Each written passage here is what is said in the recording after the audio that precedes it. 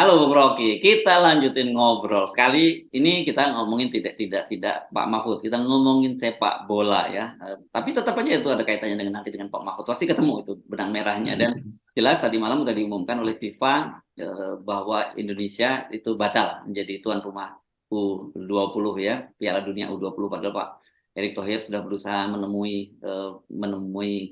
eh, ketua FIFA-nya Presiden FIFA di Doha dan Pak ingat Pak Bung Rocky masih ingat Pak Jokowi dalam kondisi penjelasannya seperti menghibah lah, mengingatkan bagaimana beratnya perjuangan untuk mendapatkan kesempatan menjadi tuan rumahnya tapi tiba-tiba batal gitu gara-gara penolakan itu. Tapi yang menarik dalam situs resminya FIFA itu justru tidak menyinggung-nyinggung soal Israel, timnas Israel, tapi bicara tentang transisi sepak bola Indonesia karena peristiwa Kanjuruhan gitu loh Bung Rocky.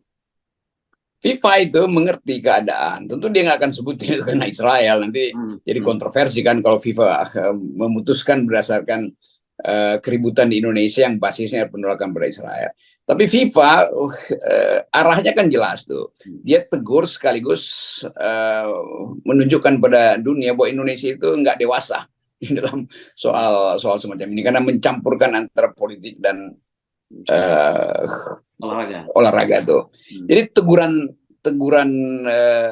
FIFA itu teguran yang mengakibatkan kita dihentikan atau dicabut status sebagai penyelenggara itu sebetulnya juga mencabut status Erick Thohir sebagai PSSI itu yang baru dipilih kan dan mencabut Ganjar sebagai calon presiden tuh kan dua-duanya ini kan akhirnya dipermalukan juga tuh dan netizen tentu menganggap bahwa ini gara-gara Erick dan Ganjar kita nggak bisa nonton itu kan. Tentu netizen ini bukannya nggak anti Palestina. Kalau soal Palestina semua warga negara Indonesia tentu ingin supaya Palestina merdeka. Tetapi ini adalah hiburan paling mewah ini soal olahraga nih.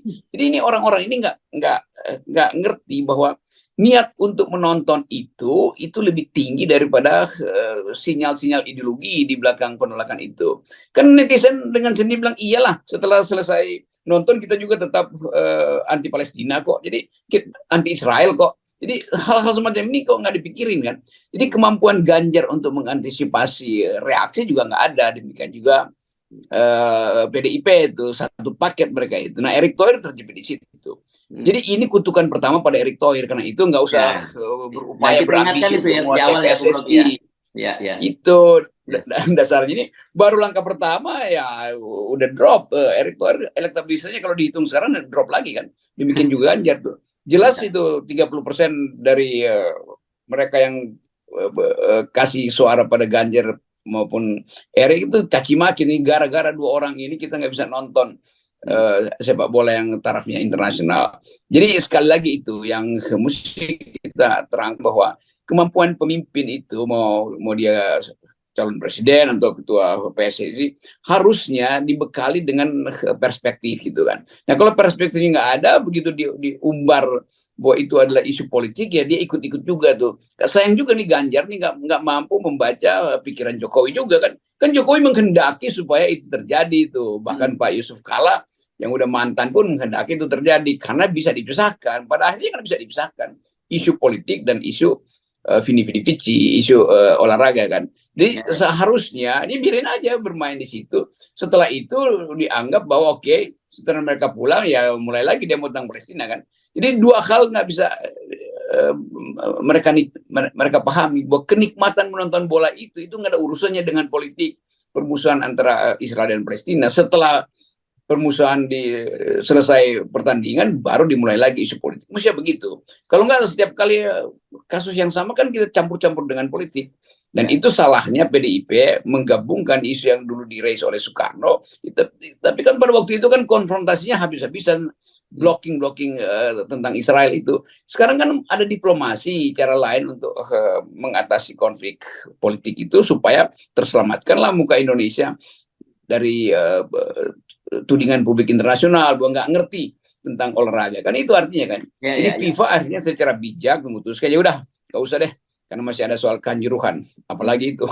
Ya. Dan saya kira begini ya, kepenolakan kali ini terhadap timnas Israel itu menjadi tidak genuine ketika PDIP masuk. Di situ itu yang jadi persoalan saya kira ya, Bung Rocky ya. Ya, itu pertama-tama tuh. Jadi urusan apa partai itu mempersoalkan session atau event yang diselenggarakan oleh FIFA.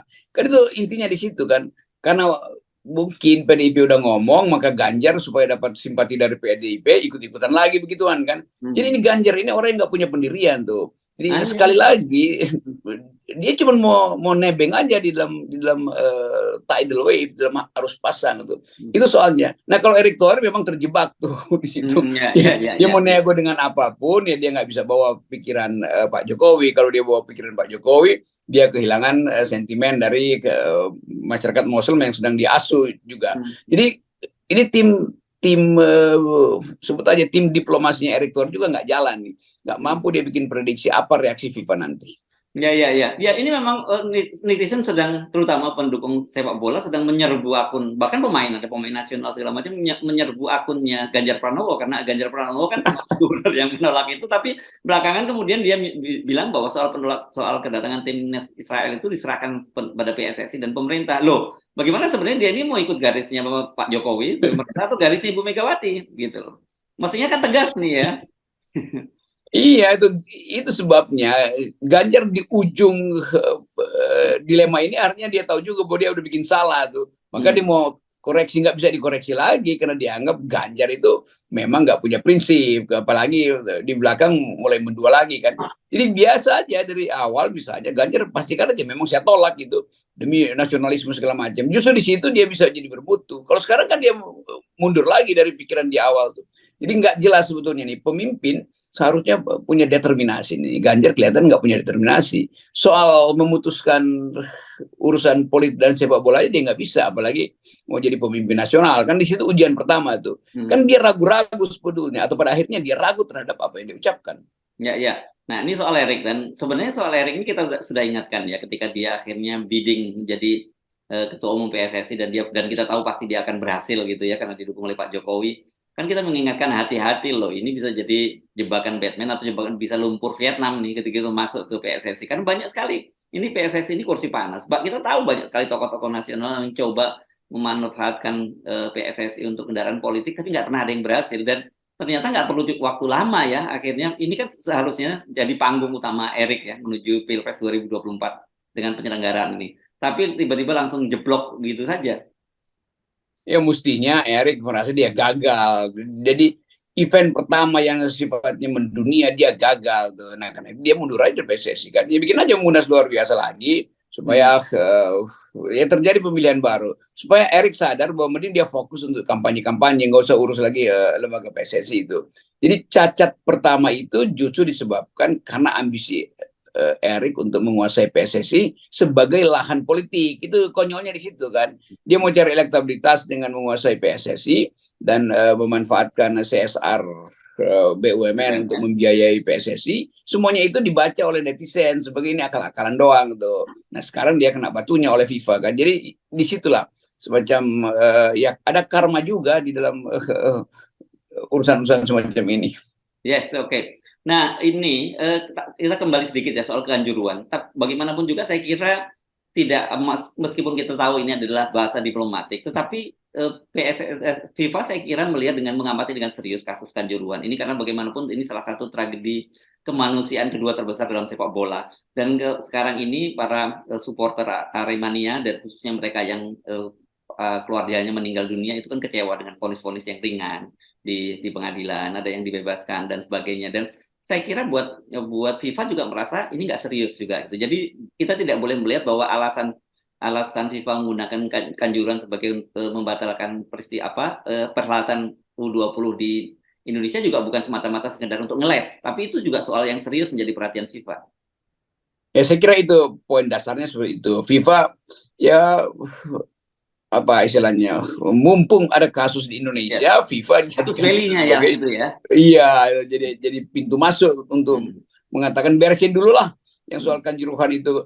Kan FIFA juga tahu bagaimana mungkin itu cuma soal arah angin yang menentukan hukuman di situ kan. Jadi FIFA menganggap dia memang harus ikut di dalam penyelidikan itu tuh.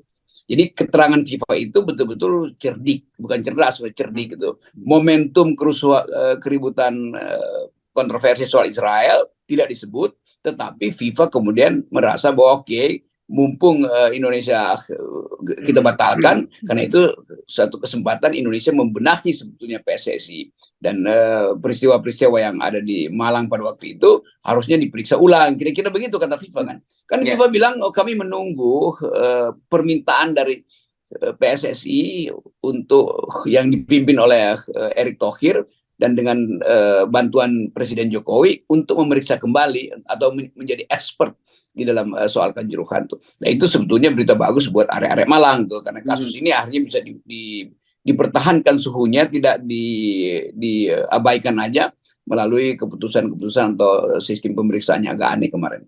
Yes, oke. Nah, ini saya kira ini bagian yang paling penting dari ribut-ribut soal penolakan timnas Israel itu, hubungan Pak Jokowi dengan Ibu Megawati. Karena jelas itu pasti instruksi Ibu Megawati lah kalau kita lihat dengan sikap PDIP itu, dan ini disuarakan kelihatannya memang sengaja diamplifikasi besar-besaran oleh PDIP gitu ya, penolakan ini mulai dari kepala daerahnya, kemudian di anggota parlemen dan gitu. Nah, sementara Pak Jokowi itu seperti saya sampaikan kan betul-betul kelihatan betapa kecewanya luar biasa ya, karena menurut Pak Jokowi ini susah payah sekali mereka berusaha untuk menjadi tuan rumah tiba-tiba batal begitu saja, dan saya kira pasti yang disalahkan meskipun Pak Jokowi tidak berani langsung ya PDIP, bukan seperti kita bilang kalau kemarin umat Islam yang nolak, itu bisa dianggap anjing menggonggong saja lah gitu, dan kafilahnya bisa berlalu gitu, Pak Jokowi berlalu.